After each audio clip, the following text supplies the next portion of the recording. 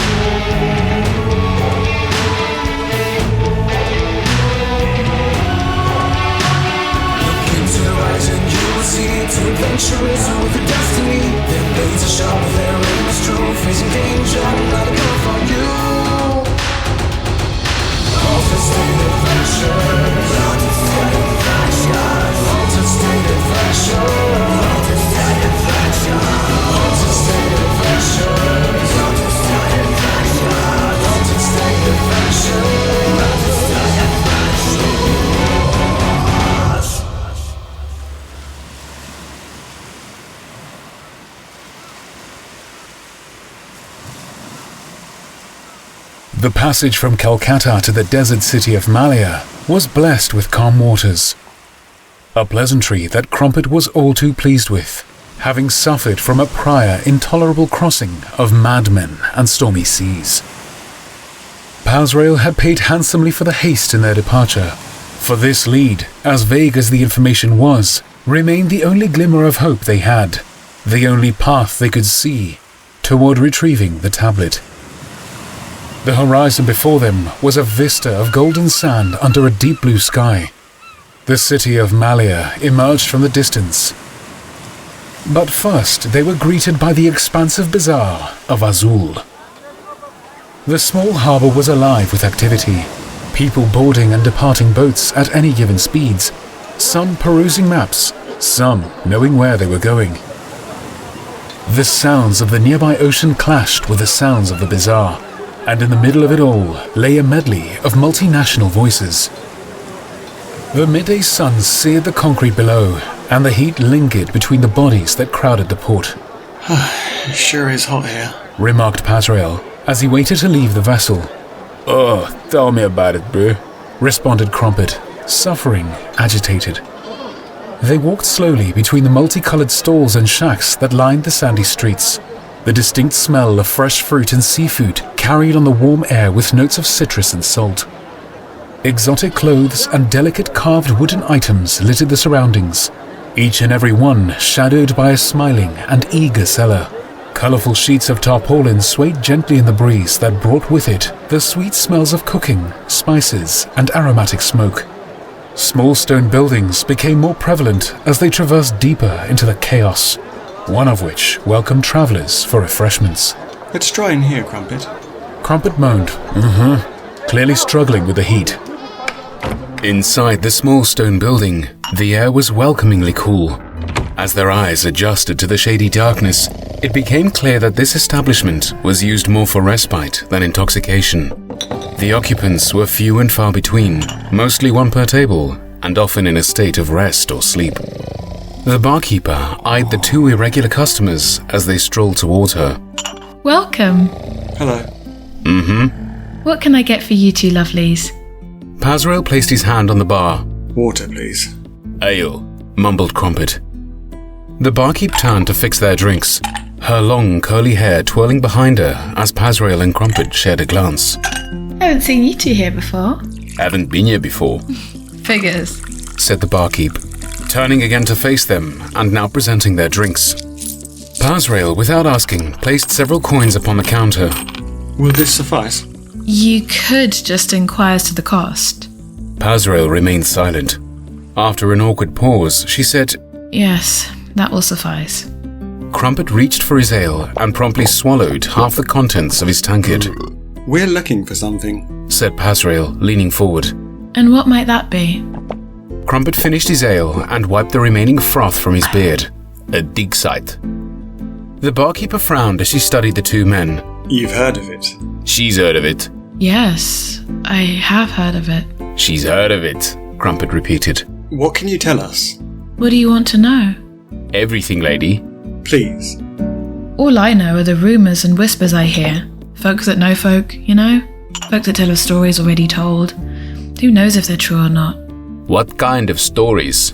Listen, all I know is that the place is deserted now. Everyone just vanished. They either didn't come back, or if they did, then they left shortly afterwards. And no one seems to care to know why. Sounds edgy if you know what I mean, and I don't want any part of it. Do you know where it is? You should talk to the camel guy. North of here, on the outskirts, he knows the area. You'll be needing his goods too if you're travelling that way anyway. The camel guy. Yeah, the camel guy. That's what everyone calls him. Why do they call him the camel guy? The barkeeper shrugged. Because he sells camels. Pazrael briefly smiled as he finished his water and thanked the barkeep for her service.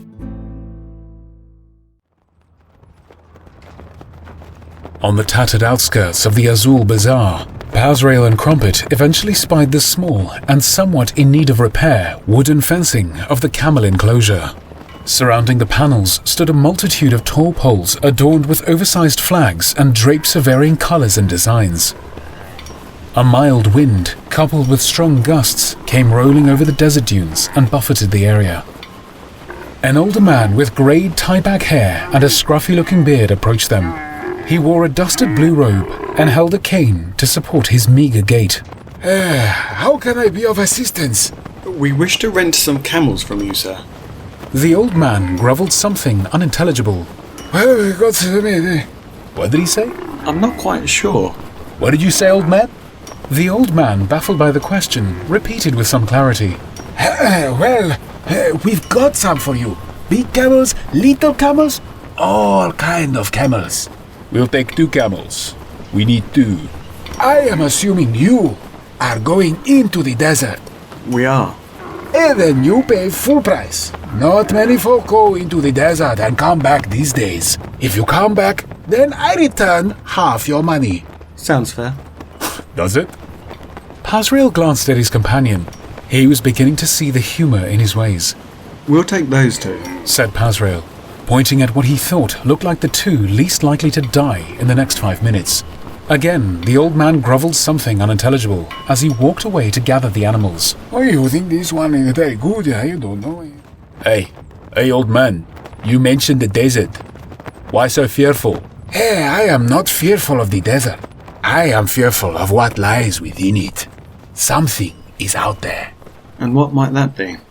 The old man returned, leashes in his hands, camels on either side of him, and a bill of charge in his pocket. Where did you say you are heading again? Sounds like you already know, old man, said Krumpet, inspecting the bill. The dig site. Krumpet noticeably frowned at the price before handing the man his money. Yeah, indeed. The man hesitated while he scratched at his beard. Well, it is your life, and you have already paid for the camels. What do you know of this site? A long, heavy sigh was released.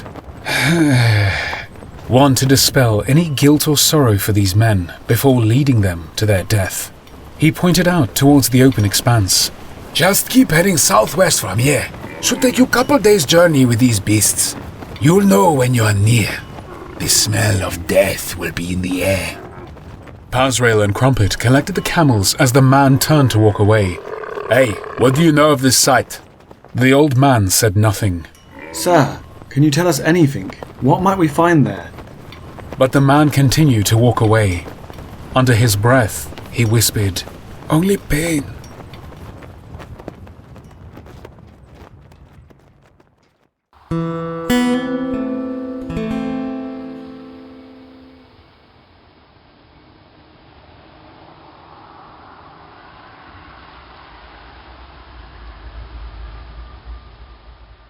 As the hours passed and the tiring sun fell swiftly to the horizon, Pazrael and Krumpet came across the crumbling ruins of an ancient place of worship.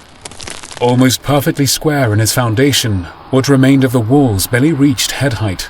The frame arch that had once housed a wooden door remained almost untouched by time, as did the grooved pillars that surrounded the ruins. Their skin felt raw and dry from the desert heat. Their bodies ached from a full day of riding, and with the night drawing in, rest and fire were needed. Pazrael dismounted his camel. Let's see out the night here. Krumpet hopped down and began to inspect the area. Distant hills loomed on the horizon, but aside from a lone cactus or two, they were alone. I'll start a fire. Good idea, Krumpet. After gathering what they could, Krumpet began to assemble the fire within the limited grounds of the ruins. The roof was mostly missing, and all sides were largely exposed to the elements. But at least it would offer them some cover. Pazrael looked up at the darkening sky as he tied the camels to nearby pillars. Low, heavy clouds were emerging over the hills. Looks like a storm's drawing in, Krumpet. Yeah, we better warm up quick then. Indeed. Pazrael sat with his back against the cold stone as he lay his bow and size beside him. So what's the deal with that thing then? My bow? That's a long story. Krumpet sat opposite, placing his effects down too, albeit with a more heavy-handed clanging. Yeah, and it's a long night, isn't it? The two stared at each other over the fire and flame, the warmth of which was already seeing off the coldness of the desert at night. A temperature shift that happened with remarkable haste. Well, I was always exceptionally accurate with my longbow. I took it everywhere I went from a young age. I even keep spare parts in my satchel, in case I need to make another.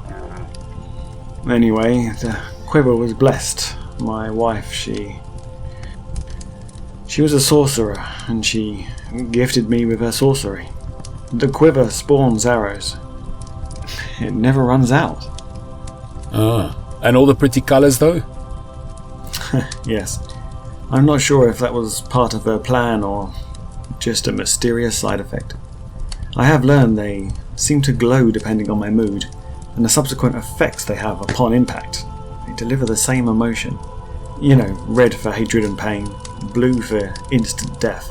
Yellow seems to arrive when I am panicked or wounded. Makes them terribly unreliable. Sounds fun. And where is this loved one now? She's no longer of this world, Krumpet. I'm sorry for your loss, Pazrael. A moment of silence passed before Pazrael continued. I came home one day to find our home had been broken into. They took all they wanted, including her. She was slain by darkness, and it has become my sole driving force in expelling any evil I come across, in whatever form it takes. A stillness filled the air as the first flash of faraway lightning briefly lit the desert. The gentle rumble of distant thunder followed. Do you know who it was? I heard the screams of a neighbour soon after. 2 crazed barbarians. I couldn't tell you exactly what it was, but they were savages, almost frothing at the mouth, possessed by something. Needless to say, they got what they deserved. Yeah, indeed. Well, I'm sorry to hear about that, my brew. Yeah, a long time ago now, Krumpet. As for these sighs, well, that's another story for another time. What about you? What brought you to this realm? Krumpet sat upright as another bolt, closer now, lit the sky. He liked a tale as much as the next dwarf, but this one pained him. I too have a horror story, Pazrael. I have taken an oath of vengeance to punish the wicked. A vigilante, you could say. Much like yourself. You see, I lost someone. Someone that the smoke man told me he would bring back. When I was younger, my family, they were murdered. They were murdered by bloody orcs. Evil bastards they are. Our entire village gone. I survived only because my grandmother, lowered me into a nearby mining well. I don't know how long I was in there before I was rescued. But when I was, I knew what I had to do. I learned to fight, learned to kill, learned to hunt those that deserve to be hunted. Krumpet absently toyed with an amulet attached to his belt loop, a red ruby in the center of 4 shards of lightning, each arcing outward. When I proved myself worthy in combat and righteous of intent, my strength grew, and I developed abilities. My axe, my anger. During a fight, I can become possessed with some divine power. Suddenly above, the clouds burst as a multitude of fork lightning hit the ground nearby. The thunder, almost instantaneous, was deafening. That's interesting. Do you know where your power comes from? He's known as Gord, the Storm Lord. After a moment, Pazrael said, A hunter of those deserving to be hunted. Almost as if we were brought together, wouldn't you say? The universe works in wondrous ways. Yeah. And so too does the Smoke Man, I presume. We should rest. Another full day ahead of us tomorrow. Pazrael nodded as Krumpet made himself comfortable. He lay, waiting for the rain to pour. But strangely, it never came.